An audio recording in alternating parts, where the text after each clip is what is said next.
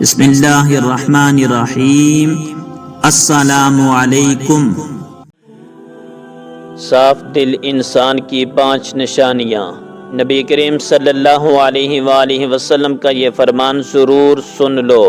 بخاری شریف کے باب الادب المفرد میں حضرت اسماء بن یزید رضی اللہ تعالی عنہا بیان کرتی ہے کہ نبی کریم صلی اللہ علیہ وآلہ وسلم نے فرمایا، اچھے انسان کے اندر یہ 2 نشانیاں ہوتی ہیں، جبکہ برے انسان کے اندر 3 نشانیاں پائی جاتی ہیں۔ ناظرین، صاف دل انسان کی 5 نشانیاں کون کون سی ہیں، اور ہمارے پیارے نبی کریم صلی اللہ علیہ وآلہ وسلم نے اچھے انسان کی کون کون سی نشانیاں بیان فرمائی ہیں، ساتھ کے ساتھ برے انسان کی کون کون سی نشانیاں بیان فرمائی ہیں۔ محترم بھائیوں اور بہنوں، سب سے پہلے بات کرتے ہیں کہ صاف دل انسان کی 5 نشانیاں کون کون سی ہیں۔ ماہرین نفسیات کے مطابق صاف دل انسان میں یہ 5 نشانیاں پائی جاتی ہیں۔ نمبر 1، ایسا شخص جو بہت جلد جذباتی ہو جاتا ہے، یعنی جب اس کے سامنے کوئی غلط بات کی جائے تو اس بات سے قطع نظر کے آگے کون کون بیٹھا ہے یا اس کے جذباتی پن کے کیا کیا نقصانات ہو سکتے ہیں، وہ کھل کر اپنی سچائی کا اظہار کرے گا اور اس مقصد کے لیے جذبات کا سہارا لے گا۔ نمبر 2، ایسا شخص جس کا غصہ تھوڑی دیر کے لیے ہوگا، یعنی جیسے وہ بہت جلد جذباتی ہو جاتا ہے اور سامنے والے سے لڑ جاتا ہے، ویسے ہی بہت جلد ٹھنڈا بھی ہو جاتا ہے، اور پھر بالکل ایسے ہو جاتا ہے کہ جیسے کچھ ہوا ہی نہیں۔ نمبر 3، ماہرین نفسیات کہتے ہیں کہ ایسا شخص نہایت حساس طبیعت کا مالک ہوتا ہے اور لوگوں کے تلخ رویے اسے بہت تکلیف دیتے ہیں، یعنی ایک صاف دل انسان جب کسی کا تلخ رویہ دیکھتا ہے تو اندر سے ٹوٹ جاتا ہے۔ نمبر 4، ایسا شخص جو ہر رشتے کو دماغ کی بجائے اپنے دل سے نبھائے گا، یعنی جس کے ساتھ تعلق نبھائے گا دل سے نبھائے گا، پورے کا پورا اسی کا ہو جائے گا اور ہر دم اس کی خیر اور بھلائی کے لیے بے قرار رہے گا۔ نمبر 5، ماہرین نفسیات کے مطابق ایک اچھے اور صاف دل انسان کی 5ویں نشانی یہ ہے کہ ایسا شخص کبھی کسی کے دل میں اپنے لیے وہ خلوص اور وہ محبت نہیں جگا پائے گا جو وہ دوسروں کے لیے مخصوص کرتا ہے، جبکہ اس کے برعکس چالاک، ہوشیار، مکار، چاپلوس قسم کے لوگ سب کے پیارے ہوتے ہیں۔ محترم ناظرین، یہ وہ 5 نشانیاں ہیں جو ایک صاف دل انسان کے لیے ماہر نفسیات بتاتے ہیں۔ آئیے اب اس کائنات کے سب سے بڑے امام اور پیشوا نبی آخر الزمان حضرت محمد صلی اللہ علیہ وآلہ وسلم کے زبان اقدس سے جانتے ہیں کہ اچھے اور صاف دل انسان کی کیا خوبیاں ہیں۔ امام بخاری رحمۃ اللہ تعالی علیہ نے کتاب الادب المفرد میں لکھا کہ حضرت اسماء رضی اللہ تعالیٰ عنہ فرماتی ہیں کہ ایک دن جناب رسول صلی اللہ علیہ وسلم نے فرمایا کہ کیا میں تمہیں تمہارے اچھے لوگوں کے بارے میں نہ بتاؤں؟ صحابہ رضوان اللہ علیہم اجمعین نے عرض کی، یا رسول اللہ ضرور آگاہ فرمائیں۔ جناب نبی کریم صلی اللہ علیہ وآلہ وسلم نے فرمایا، وہ لوگ جنہیں دیکھا جائے تو خدا یاد آ جائے، یعنی جن لوگوں کو دیکھ کر خدا یاد آ جائے وہ تم میں سے اچھے لوگ ہیں۔ اس کی 2 صورتیں بیان کی جاتی ہیں۔ پہلی صورت یہ کہ وہ اللہ تعالیٰ کے نیک بندے جن کی عبادت، نیکی اور تقوی کی جھلک ان کے چہروں پر نور کی صورت میں دکھائی دیتی ہے، اور انہیں دیکھ کر دل میں خیال آتا ہے کہ اس قدر بارونق اور پر نور چہرہ کسی اللہ والے کا ہی ہو سکتا ہے۔ عام طور پر انسان کے اندر کی کیفیات کا اس کے چہرے سے اندازہ ہو جاتا ہے، اور چہرہ انسان کی باطنی حالت کا عکاس ہوتا ہے۔ غصہ ہو یا خوشی، غم ہو یا راحت، ناراضگی ہو یا رضا مندی، انسان کے چہرے سے اس کا پتہ چل جاتا ہے۔ اسی طرح انسان کے نیک اعمال اور برے اعمال کے اثرات بھی چہرے سے ظاہر ہوتے ہیں۔ بخاری شریف کی ایک روایت کے مطابق ان حضرت صلی اللہ علیہ وآلہ وسلم نے اپنے ایک خواب کا منظر بیان فرمایا کہ میں نے ایسے لوگوں کا ایک ہجوم دیکھا جن کے چہروں کی کیفیت یہ تھی کہ چہرے کا نصف حصہ خوبصورت اور باقی نصف حصہ بدصورت تھا۔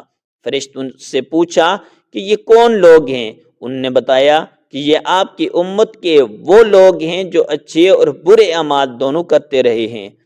اعمال صالحہ بھی انہوں نے کیے ہیں اور اعمال سیئہ میں بھی پیچھے نہیں رہے، ان کے نیک اعمال ان کے چہروں پر حسن کی صورت میں نظر آ رہے ہیں اور برے اعمال چہروں پر بدصورتی کے طور پر نمایاں ہیں۔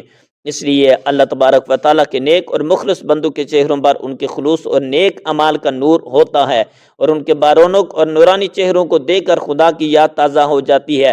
جبکہ دوسری صورت میں اس کا ایک معنی یہ بھی کیا جاتا ہے کہ وہ لوگ جن کے اعمال اور حرکات، ان کا اٹھنا بیٹھنا، لین دین، عبادات، معمولات، اخلاق، معاملات اللہ تبارک و تعالیٰ اور رسول خدا صلی اللہ علیہ وسلم کے احکامات کے مطابق ہوتے ہیں، انہیں دیکھ کر ایک مسلمان کی عملی زندگی کا نقشہ سامنے آ جاتا ہے اور خدا یاد آتا ہے۔ اس کے علاوہ حضرت محمد صلی اللہ علیہ وسلم نے ارشاد فرمایا کہ کامل مومن وہ ہے جس کے اخلاق اچھے ہوں۔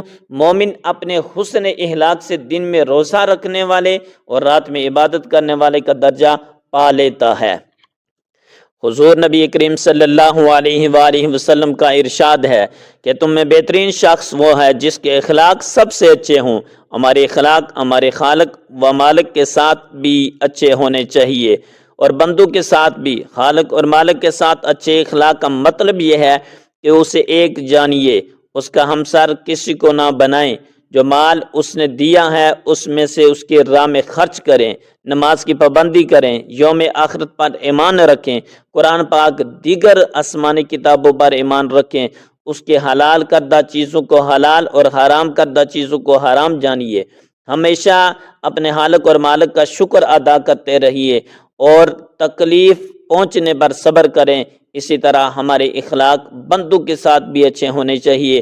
اچھے اخلاق کے لیے علم کا ہونا ضروری ہے، اس لیے علم حاصل کریں اور اس علم سے لوگوں کو فائدہ پہنچائیں۔ ماں باپ کی فرما برداری کریں، انہیں کبھی جھڑکیں نہیں، ان کے ساتھ نرمی سے بات کریں، انہیں اف تک نہ کہیں، ان کی صحت کا خیال رکھیں، ان کو اپنے ساتھ رکھ کر ان کی خدمت کریں۔ بندوں کے ساتھ اچھے اخلاق میں یہ بھی ہے کہ رشتہ داروں کے ساتھ صلہ رحمی سے پیش آئیں، رشتہ داروں کو نبھائیں، رشتوں کو جوڑیں۔ حضور نبی کریم صلی اللہ علیہ وسلم کا ارشاد ہے جو تمہیں محروم کرے تم اسے عطا کرو۔ ایک اور جگہ آپ صلی اللہ علیہ وآلہ وسلم نے فرمایا کہ لمبی عمر چاہتے ہو تو اپنے رشتہ داروں کے ساتھ صلہ رحمی کرو۔ اچھے اخلاق کی ایک علامت یہ بھی ہے کہ ہم سلام میں پہل کریں، سلام کو عام کریں، ہر جاننے والے اور انجان مسلمان کو سلام کریں، جبکہ آج یہ بات عام ہو چکی ہے کہ ہم صرف اسی کو سلام کرتے ہیں جس کو ہم جانتے ہیں۔ محترم ناظرین، جہاں نبی کریم صلی اللہ علیہ وآلہ وسلم نے اچھے لوگوں کی دو خصوصیات بیان فرمائی، وہیں پر فرمایا کیا میں تمہیں تمہارے برے لوگوں کے بارے میں نہ بتاؤں؟ صحابہ کرام رضوان اللہ تعالی علیہم اجمعین نے عرض کیا یا رسول اللہ صلی اللہ علیہ وسلم ضرور بیان فرمائیے۔ آپ صلی اللہ علیہ وآلہ وسلم نے تین باتوں کا ذکر فرمایا۔ ایک یہ کہ چغلیاں کھانے والے یعنی ایک دوسرے کی چغلی کرنے والے لوگ، چغلی کہتے ہیں ایک دوسرے کو ہاں مہا باتیں پہنچانے والے، ایک کی بات دوسرے کے آگے، دوسرے کی تیسرے کے آگے اور تیسرے کی بات چوتھے کے آگے، اس کا ہمارے ہاں عام طور پر رواج پایا جاتا ہے، اور ہم میں سے بہت سے لوگوں کی یہ عادت بن گئی ہے کہ بلا وجہ لوگوں کو یہ بتاتے رہتے ہیں کہ فلاں تمہارے بارے میں یہ کہہ رہا تھا، فلاں اور فلاں جگہ تمہارے بارے میں یہ باتیں ہو رہی تھی۔ بلا ضرورت ایسی باتیں کرنا شرعاً گناہ کبیرہ شمار کیا جاتا ہے، لیکن ہمارے ہاں سرے سے اس کو گناہ ہی نہیں سمجھا جاتا۔ حالانکہ یہ باتیں اکثر جھگڑوں کا باعث بنتی ہیں۔ ہمارے معاشرے میں ہونے والے باہمی تنازعات اور جھگڑوں کی وجہ تلاش کی جائے تو اکثر تنازعات کے پس منظر میں کوئی نہ کوئی چغلی کار فرما ہوتی ہے، چنانچہ یہ بہت برا عمل ہے اور اسے جناب نبی کریم صلی اللہ علیہ وآلہ وسلم نے برے لوگوں کی علامت قرار دیا ہے۔ دوسری کیا بات بیان فرمائی کہ دوستوں کے درمیان فساد ڈالنے والے برے لوگوں میں شمار ہوتے ہیں۔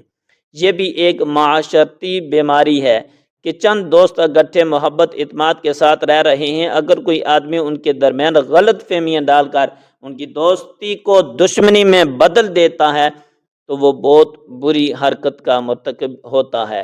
اسی طرح ایک خاندان محبت اعتماد کے ساتھ زندگی بسر کر رہا ہے اور کوئی شخص دخل دے کر ان کی محبت اعتماد کی فضا کو خراب کر دیتا ہے تو وہ کوئی اچھا کام نہیں کر رہا۔ محبت اعتماد کی فضا خاندانوں میں ہو، دوستوں میں ہو، مشترکہ کام کرنے والوں میں ہو، اس میں فساد ڈالنے والوں کو جناب رسول صلی اللہ علیہ وآلہ وسلم نے برے لوگوں میں شمار کیا ہے۔ تیسری بات، حضور صلی اللہ علیہ وآلہ وسلم نے بیان فرمائی کہ شریف اور باعزت لوگوں میں عیب تلاش کر کے انہیں بدنام کرنے والے بھی برے لوگ ہوتے ہیں۔ عیب اور کمزوری سے کوئی شخص پاک نہیں ہے، لیکن اللہ تعالیٰ اپنے فضل اور کرم کے ساتھ اکثر لوگوں کا پردہ رکھتے ہیں۔ اب ایک عزت کے ساتھ زندگی بسر کر رہا ہے، لوگ اس کا احترام کرتے ہیں اور اسے اچھا آدمی سمجھتے ہیں، لیکن کوئی شخص بلا وجہ اس کی ٹو میں لگا رہتا ہے کہ اس کی کوئی کمزوری ہاتھ لگے تو اسے بدنام کروں، اس کا کوئی عیب میرے علم میں آئے تو اس کا پروپیگنڈا کر کے اس کی عزت کو خراب کروں، خاص طور پر معزز اور شریف لوگوں کے حالات کا تجسس کر کے ان کے عیوب ڈھونڈنا اور پھر انہیں منتشر کر کے ان کے بدنامی اور بے عزتی کا باعث بنانا کوئی اچھی صفت نہیں ہے۔ ان حضرت صلی اللہ علیہ وآلہ وسلم نے ایسا مزاج رکھنے والوں کو برے لوگ قرار دیا ہے۔ یہ تینوں خرابیاں آج ہمارے درمیان موجود ہیں، اور چونکہ ہم ان کے عادی ہو گئے ہیں اس لیے ہمیں یہ محسوس نہیں ہوتی اور ہم بلا تکلف یہ حرکتیں کرتے چلے جاتے ہیں۔